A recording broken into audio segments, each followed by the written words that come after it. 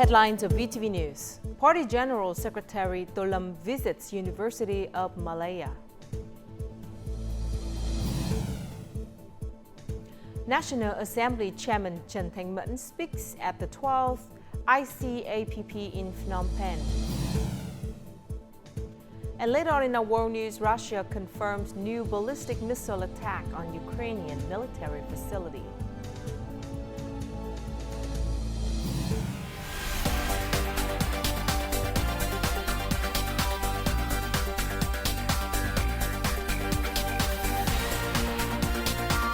Broadcasting from Hanoi, the capital of Vietnam. VTV News starts right now. Hello and welcome to VTV News, broadcast live to you from Hanoi. You're with Melina Pham, and here's the top news of the hour. During his official visit to Malaysia, Party General Secretary Tolam visited the University of Malaya, the oldest and most prestigious university in the country. In his speech, he emphasized that Vietnam's development path aligns with global and regional trends. He noted that Vietnam's achievements were made possible through cooperation with the international community, particularly Malaysia and other ASEAN partners. The elevation of Vietnam-Malaysia relations to a comprehensive strategic partnership during this visit marks a new era in bilateral ties. The two countries will build political trust, explore new areas of cooperation, enhance economic connectivity, and work towards significant increases in bilateral trade. Both nations will also strengthen their coordination on international issues, creating conditions for each side to expand its contribution to world politics, the global economy, and human civilization. Speaking about ASEAN's future development, Party General Secretary Tolam highlighted the strong commitment of all member countries, including Malaysia and Vietnam. He stressed that education and training form the foundation and driving force for ASEAN's success.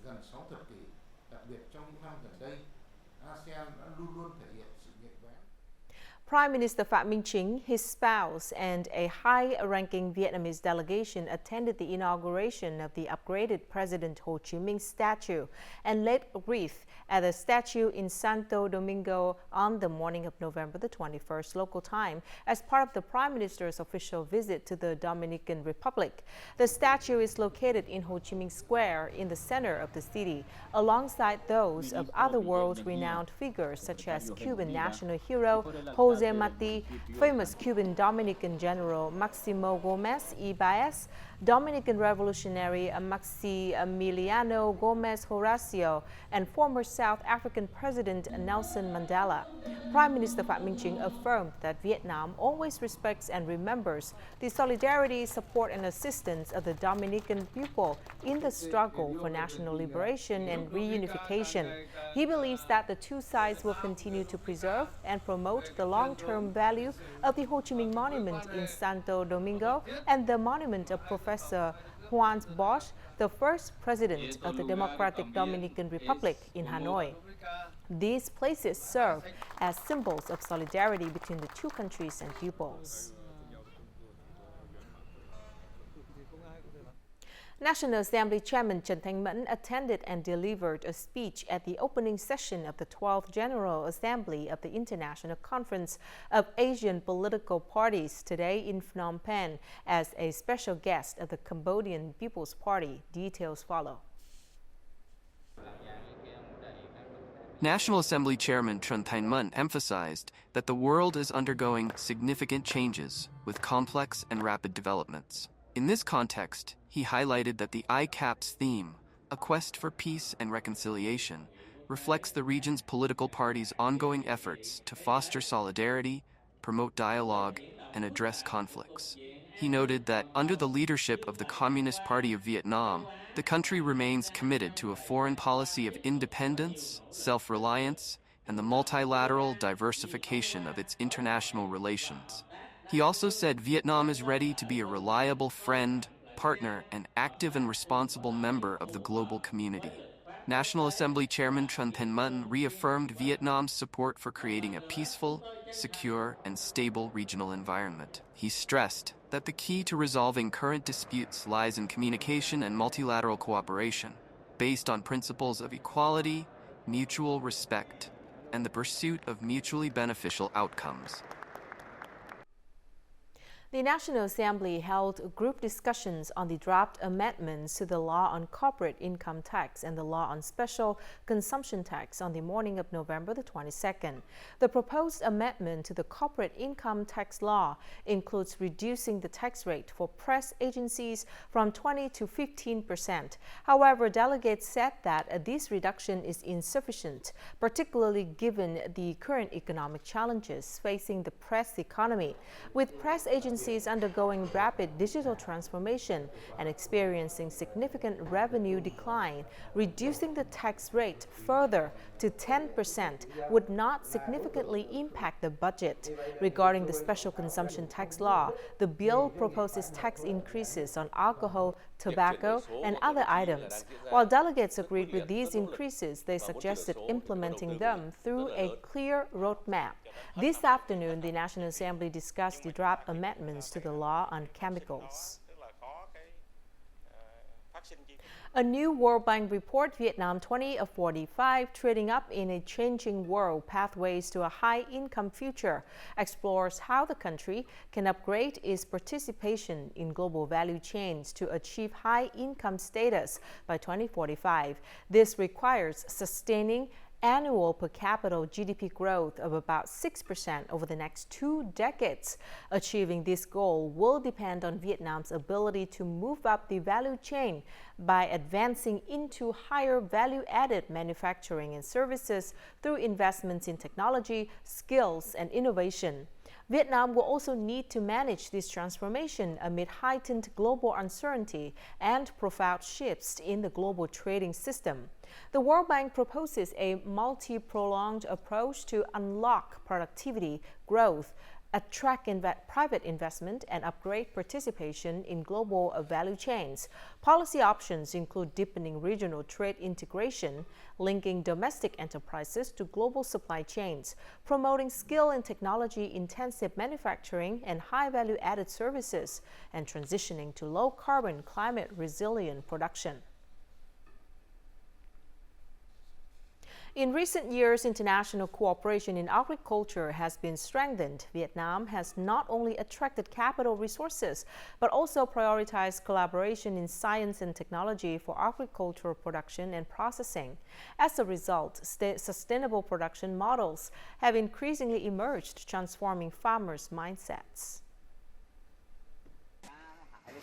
Transforming coffee husks into unique high-value cascara tea and using coffee grounds as raw materials for composting organic fertilizers are among the initiatives being supported by the United Nations Population Fund and the International Water Management Institute to enhance circular economy models in agriculture.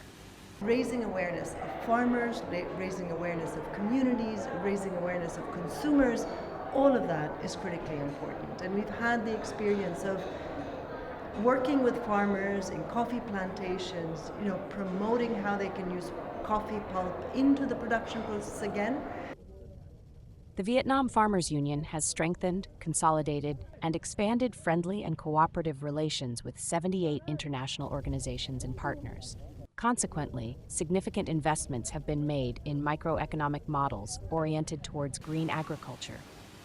In recent years, we have raised approximately $8 million to support Vietnamese farmers' projects. Recently, the Vietnam Farmers Union and the Cuban National Association of Small Farmers signed a Memorandum of Understanding for 2025 to 2030 to strengthen cooperation between both organizations and their farmers. As you may know, the U.S. embargo has caused significant shortages in our agricultural production sector. Support and cooperation from Vietnam will gradually help us ensure national food security, particularly by becoming self-sufficient in rice production. Vietnamese agricultural products have now reached 200 countries and territories. These markets serve as partners for collaboration and exchange of agricultural development policies and experiences. Standardizing agricultural raw material zones from production to consumption is crucial for promoting exports. More than 7,880 growing area codes have been issued across 56 localities, creating a foundation for improving the quality of raw material zones. The Ministry of Agriculture and Rural Development has launched a pilot project for 5 standard agricultural and forestry raw material zones. The project consists of 2 phases. Phase 1 focuses on planning and piloting the zones, while Phase 2 develops policies for science and technology, credit insurance, and logistics centers. After a 2-year pilot program across 13 provinces, Vietnam has established standardized raw material zones for coffee, rice, and fruit crops. Even in the challenging northern mountainous regions, factories have emerged while farmers modernize their planting and harvesting processes. My Son has become the fruit hub of Son La province, with nearly 12,000 hectares producing around 100,000 tons annually. Large-scale farmers like Yit have embraced standardized farming practices as a core principle. I follow VTVgo standards. When applying pesticides, I strictly adhere to the required isolation period before selling. Thanks to standardized practices, My Son has established multiple certified high-tech farming zones. Mango, pomelo, and custard apple are the main crops, cultivated under strict care protocols. For custard apples alone, in the past 2 years, farmers have introduced new varieties, extending the harvest season from June through January. We're starting with organic farming methods first. We'll only consider exporting once our products meet global GAP standards. Right now, we can't even fully supply the domestic market. Through its Raw Material Zone pilot program, My Son has developed 200 thriving cooperatives and attracted 6 companies to invest in processing facilities. For fruit alone, 85 to 90% of the raw materials meet international market standards. Most departments within the ministry have gotten involved. This is a new approach. We have developed a proposal to establish a team of community agricultural extension workers within these raw material zones, serving as a vital bridge between businesses and producers. According to the Ministry of Agriculture and Rural Development, nearly 100 kilometers of roads, 3 pumping stations, and 3 combined storage and display facilities have been completed in 5 raw material zones so far. Hanoi and Ho Chi Minh City are ranked among the top 200 global startup cities according to the Ministry of Science and Technology. This year, Vietnam's innovative startup ecosystem ranked 56 in the Startup Link Global Startup Ecosystem Index. Regarding the Global Innovation Index, Vietnam has jumped 15 places in the past 7 years to 44th this year. The country's venture capital sector has shown strong growth with a sharp increase in both the number and value of venture capital investments.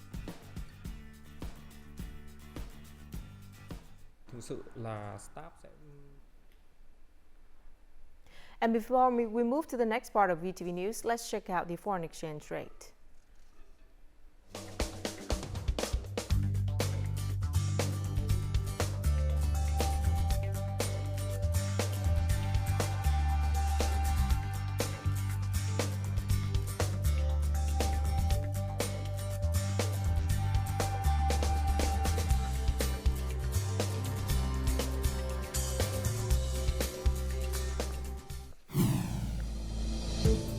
Coming up next, Quảng Bình intensifies vessel inspection to lift yellow card on fisheries. And Vietnam wins 2024 Southeast Asian Women's Futsal Championship. Following the government's directive to address the European Commission's yellow card warning on illegal, unreported and unregulated or IUU fishing, 28 coastal provinces across Vietnam are intensifying their efforts in the fisheries sector. Progress has been made in managing fishing vessels, monitoring equipment, and raising awareness among fishermen. In Quảng Bình province, authorities have mobilized all available resources to inspect and oversee fishing activities at sea. Recently, officers from the Cang Giang Border Guard Station collaborated with the Fisheries Surveillance Force to conduct routine patrols and educate fishers on legal matters.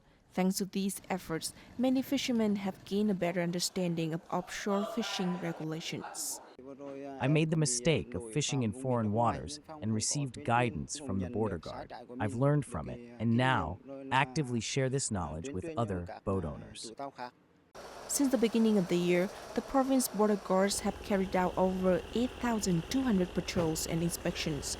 They've identified and issued warnings for 35 instances of vessels crossing maritime boundaries. We have maximized the mobilization of provincial border guard forces, established 3 special task forces, and deployed personnel from inland units to coastal areas. We have also conducted inspections to ensure compliance with duties by officers and strict handling of violations. Thanks to the collective effort of the border guard, fisheries surveillance, we have seen significantly fewer instances of IUU violations. The Quảng Bình Border Guard has distributed nearly 4,000 informational leaflets and secured written commitments from over 6,200 captains to abide by IUU regulations. With enhanced allocation of resources, funding, equipment, and personnel, the local authorities is facilitating lawful and sustainable fishing practices. Local authorities in Khánh Hòa province are focusing their resources on 2 key goals: providing secure housing and creating sustainable livelihoods for residents in need. The province aims to help families escape from poverty long-term by connecting them with stable housing with economic opportunities. Ca Thị Thơm and her husband are no longer worried about leaving their 4 young children in an unsafe home during the rainy season. Their new house, built with a budget of $4,700 is life-changing. With the state provided $3,100, the family contributed the remaining $1,600 to help establish their livelihood. They also received a pair of cows along with their sturdy new home. We used to live in a temporary house, but now, thanks to the party in the state, we have a proper home and even cattle.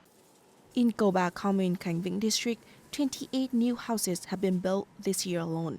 Alongside each new home, families receive a pair of cows, aligning with the province's dual strategy of eradicating dilapidated housing while fostering sustainable livelihoods. We gather input from residents to determine which households qualify for assistance. In most cases, we find ways to support everyone in linking stable housing with livelihood programs. This year, Khánh Hòa has constructed over 1,300 new homes for poor families and repaired 1,500 ones for low-income households, with a total budget of $7.9 billion. In 2024, about $2 billion from the National Target Program is being allocated to livelihood projects, supplemented by policy bank loans. Even in mountainous areas, the people are now actively improving their livelihoods. With this approach, districts like Khánh Vĩnh are on track to achieving their goal of escaping poverty this year. The second National Medicinal Materials, Traditional Medicine and Medicinal Products Fair 2024 was opened in Ho Chi Minh City on November the 21st. It is an important trade promotion activity that supports localities and enterprises in cultivating, harvesting, processing, and trading medicinal herbs, traditional medicines, and medicinal products. It also connects trade and encourages businesses to invest in the development of production and value chains of high-quality herbal medicinal products. The fair gathers 450 booths from 300 exhibitors, including organizations, enterprises, and facilities in the fields of production and business of herbal and traditional medicines. Besides the fair, there are some other activities, including conferences on the application of traditional medicine achievements in treatment and healthcare, the development of Vietnamese herbal medicines in the 4.0 technological revolution era, and more. 15 years after being recognized by UNESCO as an intangible cultural heritage of humanity, Guan folk singing has continued to demonstrate its growing vitality. Alongside various efforts to preserve and promote its cultural values, incorporating Guan folk singing into school curricula has been sustained for 13 years, becoming a favorite subject among generations of students in Bắc Ninh province. Mười Nhớ is one of the songs included in the Guan folk singing curriculum for primary school students in Bắc Ninh province. The traditional attire and melodic embellishments of the teacher make the lesson truly captivating for students. When I grow up, I want to become a Guan folk singer, and I hope to spread awareness about the Guan Club to my friends. To make lessons more engaging, the school organizes monthly activities where students not only learn traditional and modern Guan melodies, but also delve into Guan attire.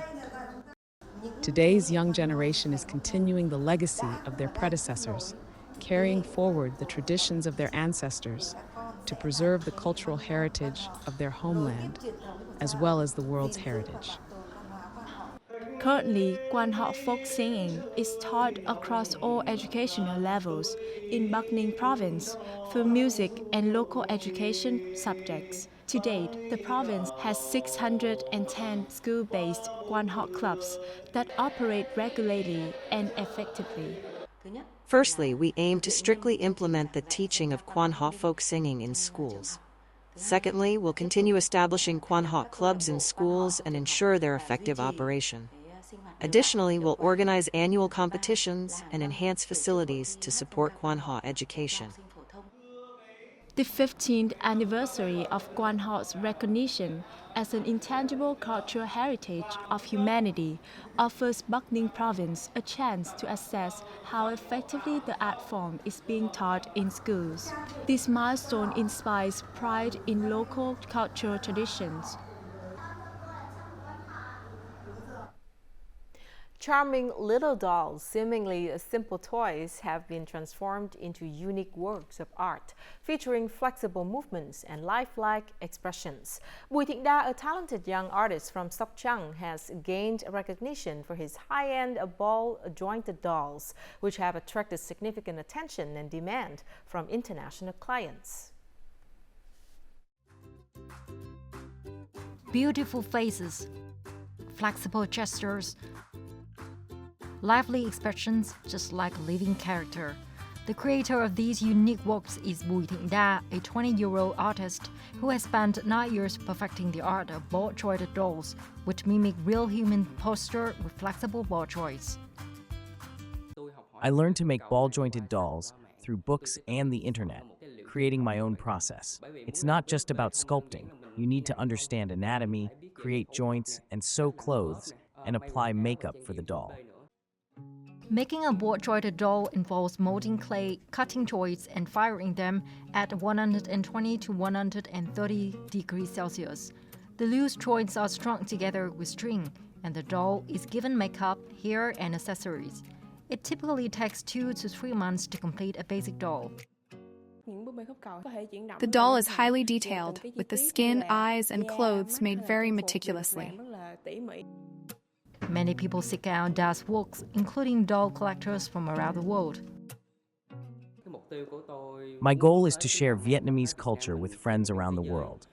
Recently, I created a piece of art called the Nat Bin doll, inspired by the people of Vietnam in the past.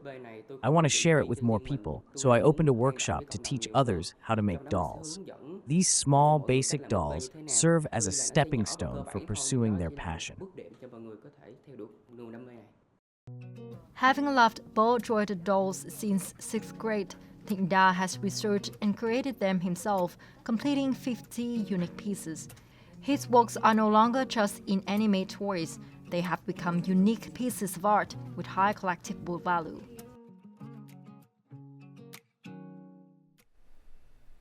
Moving on to sport, Vietnam's women's futsal team has made history by clinching the inaugural Southeast Asian Women's Futsal Championship title. In a dramatic final showdown against their longtime rival, Thailand, on the evening of November the 21st in the Philippines, Vietnam emerged victorious with a 2-0 and 1 extra time win. In the previous match, Thailand defeated Vietnam with a decisive 3-0 score. The triumph of the Vietnamese women's futsal team was further solidified by not only their championship title, but also 2 individual accolades awarded to Phương Anh for being the tournament's top scorer and 5 goals, and to Thanh Hằng as the tournament's best player.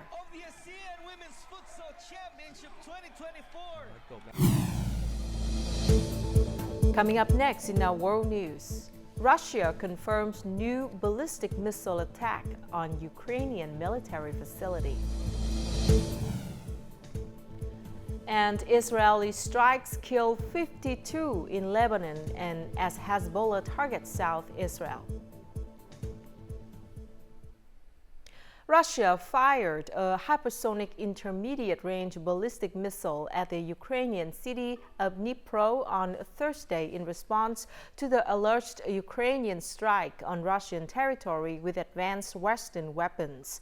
Russian President Vladimir Putin, in a televised address, said Moscow struck a Ukrainian military facility with a new medium-range hypersonic ballistic missile known as Orashnik. He warned that it was retaliation for U.S. and U.K. support of Ukrainian attacks on Russian territory, calling it a success. The U.S. Department of Defense confirmed that Russia had notified Washington shortly before the strike. However, Russian news agency TASS cited Kremlin spokesman Dmitry Peskov that Russia did not send advance notifications to the United States or other countries about the use of the hypersonic missiles, as there are no such obligations. Ukrainian President Volodymyr Zelensky said use of the new missile amounted to a clear and severe escalation in the war and called for strong worldwide condemnation. Lebanon reported that Israeli strikes on Thursday across the country's east and south killed 52 people and wounded more than 50. These strikes are the latest in Israel's campaign against Hezbollah's military targets. In Beirut, southern suburbs, at least 12 strikes were reported throughout Thursday. In response, Hezbollah launched what it claims was its deepest attack into southern Israel in over a year.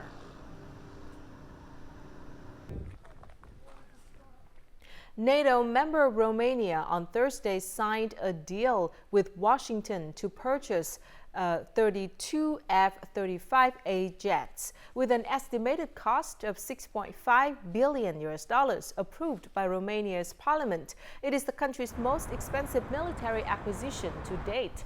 Romanian Prime Minister Marcel Ciolacu said the F-35A combat aircraft, which are expected to begin arriving in the early 2030s, will significantly strengthen Romania's defense capabilities. With the purchase agreement, Romania becomes the 20th country to have purchased the F-35A.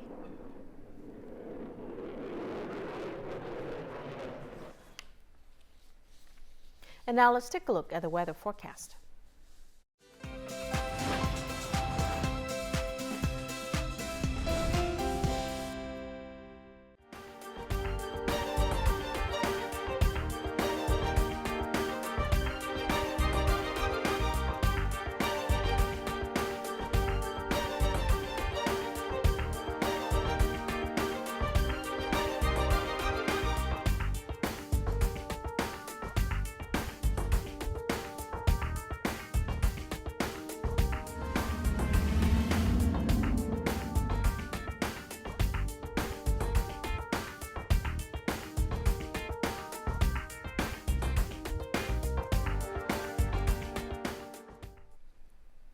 And that's it for this edition of VTV News. Thank you very much for watching. To rewatch our program, you can download VTVgo from App Store or Google Play, or tune in our YouTube channel at youtube.com/VTV4Go. Goodbye for now.